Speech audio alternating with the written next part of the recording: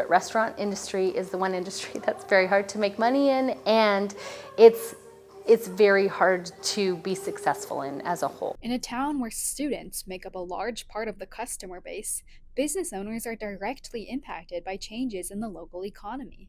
I would say probably 60% of my clientele is students. Last year, when the students left in around May, it definitely died down. In mid February, Washington State released records saying Pullman's economy is down 7% from last year. DJ Fairhurst, who is an associate professor of finance at the Carson College of Business, said this drop can be attributed to other industries that play a part in downtown Pullman's economic activity. The drop in revenue year over year, this $14 million or 7% drop, largely came from a reduction in construction, which we could largely attribute to the closing of the movie theater.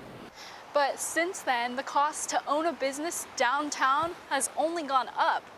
Michelle's Closet, which used to operate here, told me over the phone that the construction projects last year dropped sales and foot traffic, and she wasn't able to afford to keep her store open.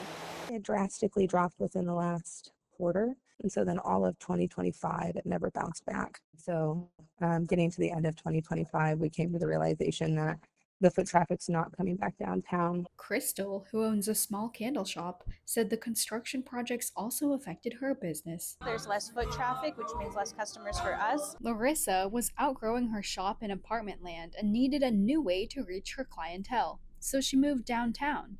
However, one thing she immediately noticed was the cost it is to operate there. Everything is more expensive for me now. My rent is higher, and more employees and more products and costs, so that was a big thing for me. Fairhurst said these higher costs that businesses like Larissa's Apron are adjusting to are a result of higher demand for real estate in the downtown area. In addition to just the cost of a higher demand real estate area, property taxes are starting to come up quite a bit, and that's going to materially affect these businesses. Also, the high minimum wage in the state of Washington, since 2020, come up, I think, 27%. Both of those factors are something businesses have to consider when planning where to open, but the most important factor is where they're going to get the most foot traffic. If they're predominantly drawing a student crowd, being downtown or close to apartment land is important. If not, they may be able to save some money being in other locations. Larissa is not the only small business owner who has gone through this process. As Pullman adjusts to the 7% drop in city revenues, storefronts across downtown are making similar decisions to further their long-term stability. Reporting in Pullman, this is Becky Oberlander for Murrow News Service.